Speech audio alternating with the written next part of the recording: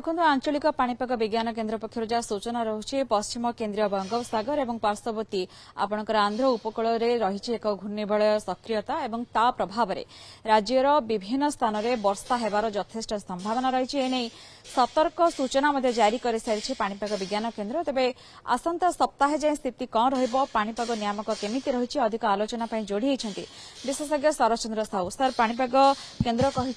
घूर्णिबलय प्रभाव में वर्षार संभावना यथेष्ट अधिक रोचे, सप्ताह अधिक धरी वर्षा जारी रहा स्थिति केम देखुं ना ओडिशा आड़क प्राय आपंकर दक्षिण पश्चिम पश्चिम दिगरी विंड फ्लो रोचे अरब सागर पटू जलय बाष्प फ्लो रोचे आउ गोटे जेनेट कर 6 तारीख बेलू काली आड़ को बोधे गोटे घूर्णिबलय रोटा कि आपंकर दक्षिण आंध्र प्रदेश उपकूल से धीरे धीरे ऊपर उठिब जो कि 8 तारीख से आपंकर पश्चिम केन्द्रीय बंगोपसागर जोटा कि आमर उत्तर आंध्र प्रदेश और दक्षिण ओडिशा उपकूल रही से 8 तारीख ओडिशा रे वर्षार परिमाण बढ़िबो आउ सेटा कंटिन्यू करि पारे आपनकर 14-15 तारीख पर्यंत किंतु दक्षिण ओडिशा रे वर्षार प्रभाव 8 रु 10 बा 11 जाके अधिक रहिबार संभावना अछि दक्षिण ओडिशा तथा उपकूल ओडिशा तापळे से जतले आपनकर ऊपर को उठिबो उत्तर आड़ को उठिबो ताले 12 तारीख बा 11 तारीख उत्तर ओडिशा रे वर्षा हबो एवं पश्चिम ओडिशा रे भी वर्षार परिमाण बढ़िबो आउ ये जो सिस्टम रही है लघुचाप हो पारे 9 तारीख बेलू 9 तारीख लघुचाप हो पारे किंतु 11 तारीख बेलू डिप्रेशन हबार संभावना रोचे। 12 तारीख पर्यंत वर्षा स्थिति ना 12 नहीं 13 14 15 पर्यंत भी रही पारे जहाँ देखा जाउची किंतु मझे मझे कि चेंज हो पारे कारण एते लंबा सिस्टम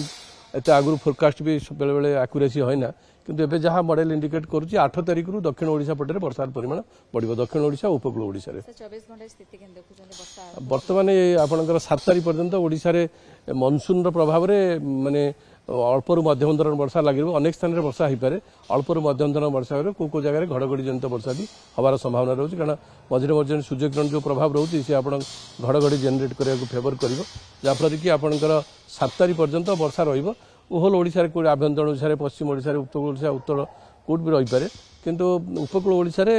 टिके अधिक वर्षा हबो माने जो स्पेलटा आजो कारण स्पेल वाइज रेन रहिबो उपकूल ओडिशा रे कारण बंगोपसागर भी जलय बाष्प किसी मिल जाई पारे कारण हीट फल रे जाफल कि उपकूल ओडिशा रे वर्षार परिमाण टिके अधिक हो पारे किंतु पश्चिम ओडिशा आभ्यंतर ओडिशा रे भी वर्षार प्रभाव रहिबो।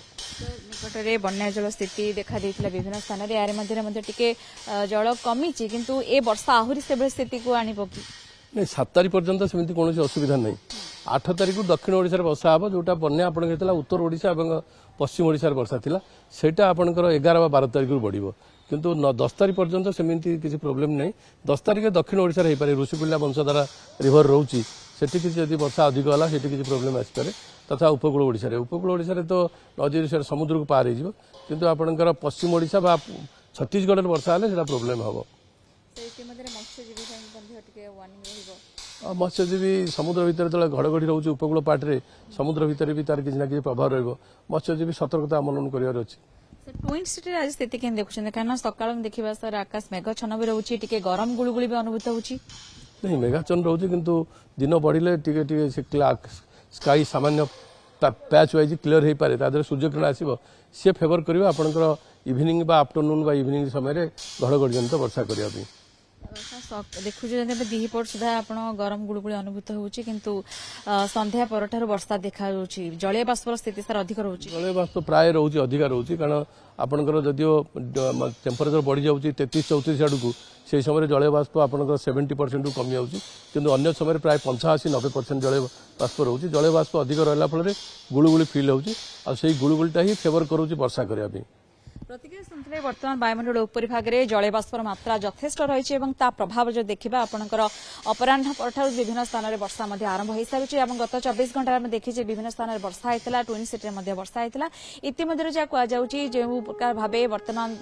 एक घूर्णिबलय सक्रियता रही लघुचाप रूप नहीं पारे ता प्रभाव में दक्षिण ओडिशा रे वर्षा 11-12 को अधिक होबार यथेष्ट संभावना रही वर्षार परिमाण बढ़ी पारे पूर्वानुमान करा जाउछि।